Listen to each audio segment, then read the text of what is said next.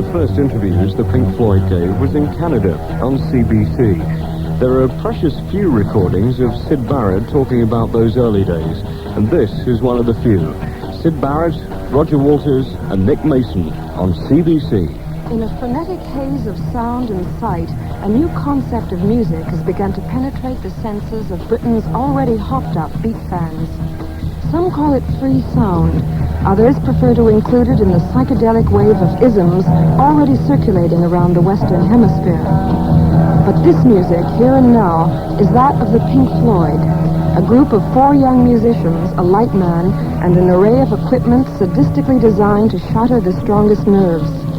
The Pink Floyd are new on the London scene. They've stupefied audiences at all-night raves, in church halls, at the Albert Hall, and on various tours in Britain.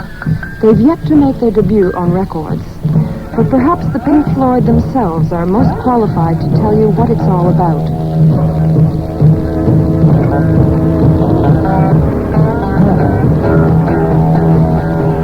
We didn't start out trying to get anything new, it entirely happened. We originally started virtually as an R&B group. Yeah. Sometimes we just sort of let loose a bit and started hitting the guitar a bit harder and not worrying quite so much about the chords. It stopped being sort of third-rate academic rock, It started being sort of intuitive groove, really. It's free form. In sort of terms of construction, it's almost like jazz, where you start off with a riff and then you improvise on this, etc. To some extent, the Where it improvisation... differs from jazz is that if you're improvising around a jazz number, if it's a 16-bar number, you stick to 16-bar choruses. You take 16-bar solos. Whereas with us, it starts and we may play 3 choruses of something that lasts for 17 and a half bars each chorus.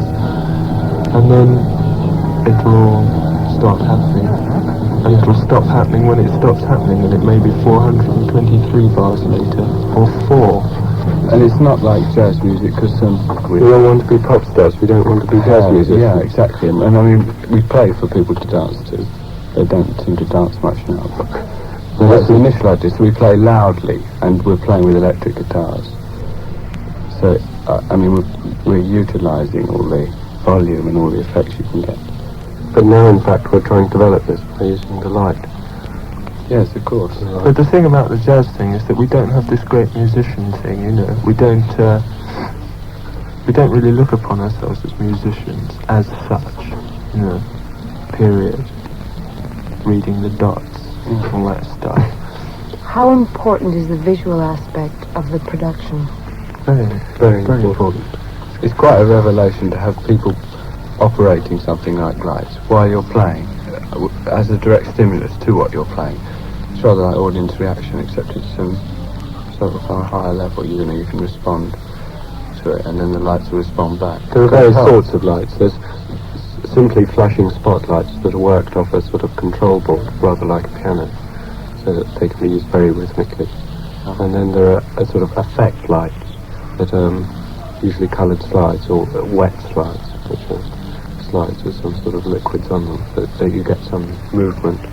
Or they might be actual movies, such, in which case, as they have their own set speed and sequence that can't be altered by the operators, this changes the formation to some extent, because we tend immediately to play to that.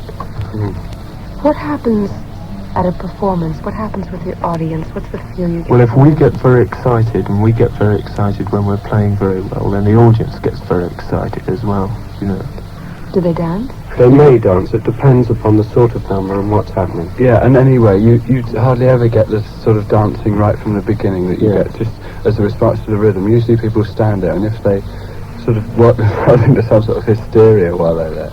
Yes, they dance up takes the form of a frenzy, which is very good. They don't all stand in a line and do the maths. The audience just tend to be standing there, and just 1 or 2 people maybe sort of flip out and rush forward, leaping up and down, Freak out, I think. It's an excellent thing, because this is what dancing is. This is really what dancing is.